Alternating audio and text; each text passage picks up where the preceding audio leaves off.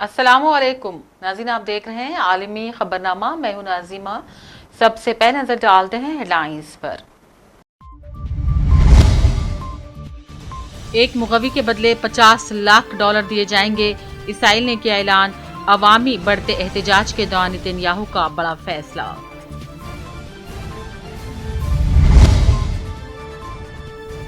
दोहा में हमास का सियासी दफ्तर मुस्तकिल तौर पर बंद नहीं किया गया। हुकूमत खतर का बयान, मीडिया की क़यास आराइयों को किया मुस्तरद।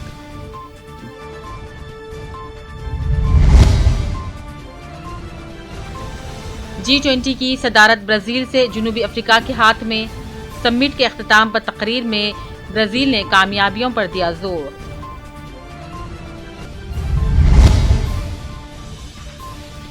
दुनिया भर से हजारों सिख यात्री पहुंच रहे हैं करतारपुर। हिंदुस्तान से भी हुए यात्री रवाना। गुरु नानक की 555वीं सालगिरह के लिए हफ्ता भर तकारीब का आगाज।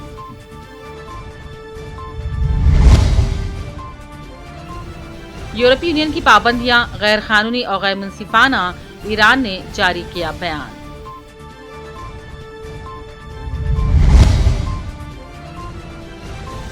और रूसी सदर पुतिन ने नई जौहरी डॉक्ट्राइन की दी मंजूरी। किसी भी गैर जौहरी मुल्क का रूस पर हमला दोनों मालिक का रूस पर मुश्तरका हमला तस्वुर किया जाएगा, पुतिन ने दी वार्निंग। हेडलाइंस आपने देखी, अब पेश है खबरों की तफसील। इसराइली वजीर आजम नेतन्याहू ने कहा, जो कोई भी गजा से मुगवियों को लाएगा उसे एक मुगवी के बदले 50 लाख डॉलर दिए जाएंगे। इसराइली वजीर आजम ने गुज़िश्ता रोज गजा के एक इलाके का दौरा किया और वहां कहा, जो कोई भी हमारे पास एक मुगवी लाएगा उसे 50 लाख डॉलर दिए जाएंगे, जबकि उसे अपने खानदान समेत यहाँ यानी कि गजा से निकलने के लिए महफूज रास्ता दिया जाएगा। इसराइली वजीर आजम ने मजीद कहा, फैसला आपका है क्योंकि नतीजा फिर वही रहेगा और हम सब मुगवियों को वापस लाएंगे। उधर खतर की वजारत खारिजा ने दोहा में हमास के सियासी दफ्तर की बंदिश से मुताल्लिक बयान जारी किया और अपने बयान में खतरी वजारत खारिजा के तर्जुमान माजिदुल अंसारी ने कहा, दोहा में अस्करी तंजीम हमास का सियासी दफ्तर नहीं बंद किया गया है। उन्होंने कहा, हमास का दफ्तर गजा जंग के खात्मे के लिए सालिसी की कोशिशों को सहूलत फराहम करने के लिए बनाया गया था और अब जाहिर है जब सालिसी का अमल ना हो तो दफ्तर का भी कोई खास किरदार बाकी नहीं रहता। खतरी तर्जुमान ने कहा, दोहा में हमास के दफ्तर की मुस्तकिल बंदी से मुतालिक कोई भी फैसला हुआ तो हम आपको बराह रास्त आगाह कर देंगे। मीडिया के क़यासाइयों को भी इन्होंने मुस्तरद कर दिया। ब्राजील में G20 समिट के हतमी एलामिया में अक़वाम मुत्तहिदा की सलामती कौंसिल समेत आलमी इदारों की तंजीम नौ के साथ साथ गजा और लेबनान में जंगें बंद करने पर जोर दिया गया। यूक्रेन भी समिट पर हावी रहा। पेश नाज़रीन तफसीलात इस रिपोर्ट में। ब्राजील में जारी दो रोज़ा समिट के पहले दिन जारी किए गए हतमी एलामिया में अक़वाम मुत्तहिदा की सलामती कौंसिल समेत आलमी इदारों की तंजीम नौ के साथ साथ गजा और लेबनान में जंग बंद करने पर जोर दिया गया। दुनिया की 20 ताकतवर तरीन मईशतों वाले ममालिक के ग्रुप G20 का ब्राजील में मुनक़िदा सरबराह इजलास पीर को एक गैर मुतवक्को पेशरफ्त के साथ शुरू हुआ था और इसकी वजह रुकन ममालिक की जानिब से मुज़ाकिरात के पहले दिन एक हतमी एलामिया का जारी किया जाना था। इस एलामिया में मशरिक़ वस्ता और यूक्रेन के तनाज़ात पर बयानात शामिल थे। मेज़बान मुल्क के तौर पर ब्राजील ने कामयाबी के साथ एजेंडा तश्कील देते हुए G20 की सदारत के दौरान अपनी अहम तजरियात को दस्तावेजी शक्ल दी। इन तरजीहात में बैनुल अक़वामी तंजीमों में इस्लाहात की कोशिशों के साथ साथ भूख और मौसमियाती तब्दीलियों का मुकाबला करना शामिल है।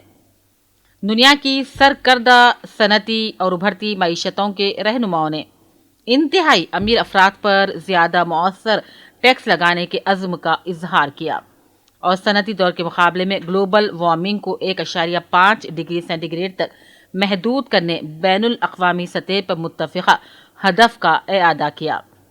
अर्जेंटाइन के सदर के मुताबिक इब्तदाई खदशात के बावजूद G20 इजलास एक 85 नुकाती मुश्तरका सरबराही एलामिया तैयार करने में आखिरकार कामयाब रहा। वाज़ेह है कि हिंदुस्तान में गुज़िश्ता साल की समिट की तरह यूक्रेन में रूस की जारहियत की कोई वाज़ेह मज़म्मत नहीं की गई।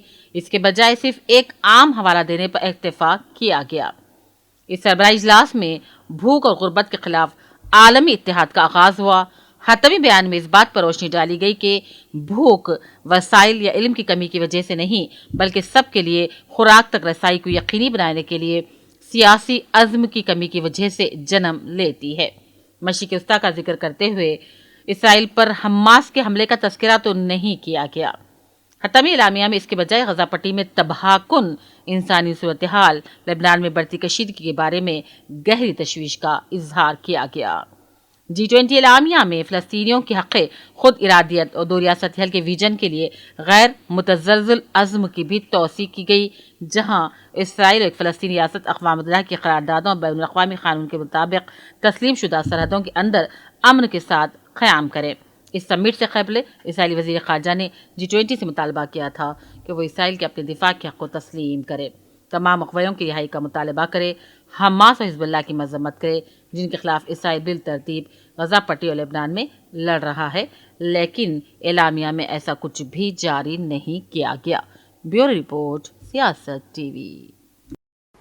برازیلی صدر نے اپنے ملک کی میزبانی میں G20 کے اجلاس کے اختتام پر اس تنظیم کی صدارت اب جنوبی افریقہ کے صدر سیرل رامافوسا کے حوالے کر دی۔ G20 سمٹ کے اختتام پر اپنی تقریر میں لولا دی سلوا نے برازیل کی کامیابیوں پر زور دیا۔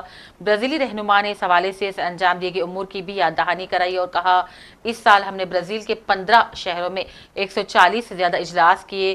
ہم تقریباً تمام ورکنگ گروپس میں اتفاق رائے پر پہنچے اور ہمیں احساس ہے کہ ہم دنیا کو درپیش بڑے چیلنجوں کی محض سطح کو ہی چھو سکے ہیں، لیکن ہم سخت محنت کر رہے ہیں۔ افریقہ اور لاطینی امریکہ کے درمیان تاریخی، ثقافتی، سیاسی اور اقتصادی روابط کا بھی انہوں نے ذکر کرتے ہوئے اپنے ہمنصب رامافوسا کی کامیابی کی تمنا کا اظہار کیا۔ دنیا بھر سے ہزاروں سکھ یاتری اپنے مذہبی پیشوا گرو نانک کی سالگرہ کے موقع پر ہفتہ بھر جاری رہنے والی تقریبات میں حصہ لینے کے لیے کرتارپور پہنچ گئے ہیں۔ گرو نانک کی یہ 555ویں سالگرہ ہے۔ حکام کے مطابق ہندوستان سے تقریباً 10,000 سکھ یاتری اپنے مذہب کے بانی بابا گرو نانک کی پیدائش کے 555 سال مکمل ہونے کے موقع پر پاکستان میں موجود گرودوارہ کرتارپور صاحب میں قائم گرو نانک کی مندر پہنچے۔ ہندوستان کے علاوہ دنیا بھر سے گرو نانک کے مذہب کی پیروی کرنے والے سکھوں کی بڑی تعداد 7 دنوں تک جاری رہنے والے جشن میں حصہ لے رہی ہے۔ کے دارالحکومت خرطوم میں ریپڈ سپورٹ کی فورس کی ایک مسجد پر توپ بمباری میں 5 افراد جاں بحق ہو گئے۔ خرطوم کی حکومت کی جانب سے دیا گئے بیان میں کہا، باغی ملیشیا نے کل نماز مغرب کے دوران کیریری محلے میں مسجد میں نمازیوں پر بمباری کر دی۔ بیان میں یہ بھی کہا گیا ہے کہ باغی قوتوں کی بمباری میں 5 شہری اپنی جانوں سے ہاتھ دھو بیٹھے اور بچوں سمیت متعدد افراد شدید و زخمی ہو گئے۔ بیان میں کہا گیا کہ خرطوم میں 19 اکتوبر سے 8 نومبر کے درمیان 4186 خواتین اور بچوں کو فاقہ کشی کی وجہ سے اسپتال پہنچایا گیا ہے۔ ان میں سے 1600 شدید غذائی قلت کا شکار ہوئے ہیں۔ ایران نے یورپی یونین اور برطانیہ کی جانب سے نئی پابندیوں کے رد عمل میں یورپی یونین کے موجودہ صدر ملک ہنگری کے تہران میں سفیر کو وزارت خارجہ طلب کیا۔ بیان میں کہا گیا ہے کہ یورپی یونین کی پابندیاں غیر قانونی اور غیر منصفانہ ہیں اور پابندیوں کے دائرہ کار میں ایران کے بحری شعبے کو نشانہ بنانا، سیر و سفر کی آزادی کو نشانہ بنانا ہے، اور اس بات پر بھی ایران نے زور دیا کہ غذائی قلت کے مریضوں کی تعداد میں روز بروز اضافہ ہو رہا ہے اور بچے جھڑپوں سے سب سے زیادہ متاثر ہو رہے ہیں۔ برطانیہ میں موسم کی صورتحال ایک بار پھر خراب ہو رہی ہے، کیونکہ محکمہ موسمیات نے ملک کے کئی حصوں میں شدید برف باری اور برفانی سطح کی وارننگ جاری کر دی ہے۔ شمالی انگلینڈ، شمالی آئرلینڈ اور شمالی اسکاٹ لینڈ میں یلو وارننگ جاری کی گئی ہے۔ ایک اندازے کے مطابق کچھ علاقوں میں برف کی موٹائی 20 سینٹی میٹر تک بھی پہنچ گئی ہے۔ اس وارننگ کے بعد سے لوگوں کو گھروں میں رہنے کا ہی مشورہ دیا جا رہا ہے۔ روسی صدر پوتین نے روس کی نئی جوہری ڈاکٹرائن کی منظوری دے دی۔ نئی جوہری ڈاکٹرائن کے تحت کسی بھی غیر جوہری ملک کا روس پر حملہ اگر کسی جوہری طاقت کی حمایت سے ہو تو دونوں ممالک کا روس پر مشترکہ حملہ تصور کیا جائے گا۔ روس کی جوہری ڈاکٹرائن میں کہا گیا ہے کہ روس یا پھر اس کے اتحادی بیلاروس پر اگر روایتی ہتھیاروں سے ایسا حملہ کیا گیا جو اس کی خود مختاری علاقائی سالمیت کے لیے بڑے خطرے کا سبب بنے تو اس صورت میں بھی روس جوہری ہتھیار استعمال کر سکتا ہے۔ گیانا اور بارباڈوس وزیر اعظم مودی کو اپنے ملک کے اعلیٰ شہری اعزاز سے نوازیں گے اور اس طرح مودی کو ملنے والے بین الاقوامی اعزازات کی تعداد بڑھ کر 19 ہو جائے گی۔ وزیر اعظم کے دفتر سے جاری بیان کے مطابق گیانا مودی کو اپنا سب سے اعلیٰ قومی اعزاز دی آرڈر آف ایکسیلنس عطا کرے گا اور اس کے ساتھ بارباڈوس انہیں باوقار اعزاز order of freedom of Barbados سے نوازے گا۔ اس سے قبل حال ہی میں ڈومینیکا نے بھی مودی کو اپنے اعلیٰ ترین قومی اعزاز یعنی کہ ڈومینیکا ایوارڈ آف آنر کا اعلان کیا تھا۔ وزیر خارجہ ڈاکٹر جے شنکر نے برازیل میں چینی وزیر خارجہ وانگ یی سے ملاقات کی۔ حالیہ سرحدی کشیدگی کے بعد دونوں ہمسائے ممالک کے وزراء خارجہ کے درمیان یہ پہلی ملاقات تھی۔ جے شنکر اور وانگ یی نے ملاقات کے دوران سرحد پار دریاؤں پر ڈیٹا شیئرنگ سے لے کر ملکوں کے درمیان براہ راست پروازوں تو کئی مسائل پر تبادلہ خیال کیا۔ تاہم قوموں کے درمیان مانسرور یاترا ہونے پر والی بات چیت سب سے اہم بات چیت تھی۔ دنیا کے دولت مند ترین شخص ایلون مسک کی کمپنی اسپیس ایکس کا طاقتور ترین راکٹ اسٹار شپ ٹیکساس سے خلا میں روانہ ہو گیا ہے۔ اس موقع پر کمپنی کے سربراہ ایلون مسک کے ہمراہ نومنتخب امریکی صدر ٹرمپ موجود تھے۔ اس سے پہلے اسٹار شپ کی 5 آزمائشی پروازیں ہو چکی ہیں۔ 5ویں پرواز کے دوران راکٹ میں تکنیکی خرابی کے سبب حادثے کا شکار ہو گیا تھا۔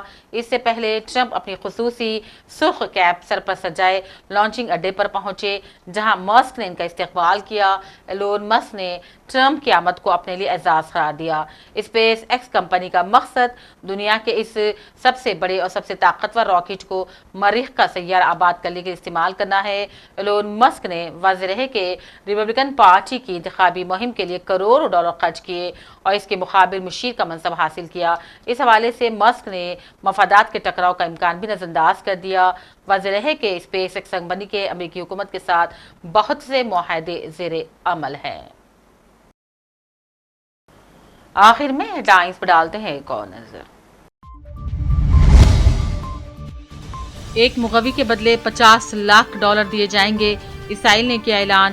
عوامی بڑھتے احتجاج کے دوران نتنیاہو کا بڑا فیصلہ۔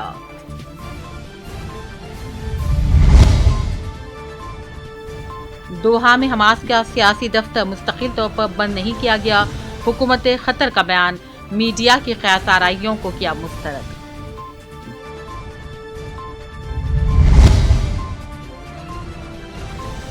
G20 کی صدارت برازیل سے جنوبی افریقہ کے ہاتھ میں، سمٹ کے اختتام پر تقریر میں برازیل نے کامیابیوں پر دیا زور۔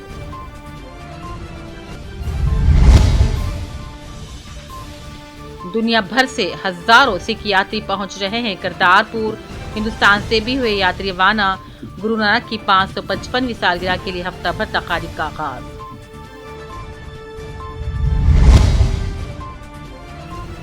یورپی یونین کی پابندیاں غیر قانونی اور غیر منصفانہ، ایران نے جاری کیا بیان۔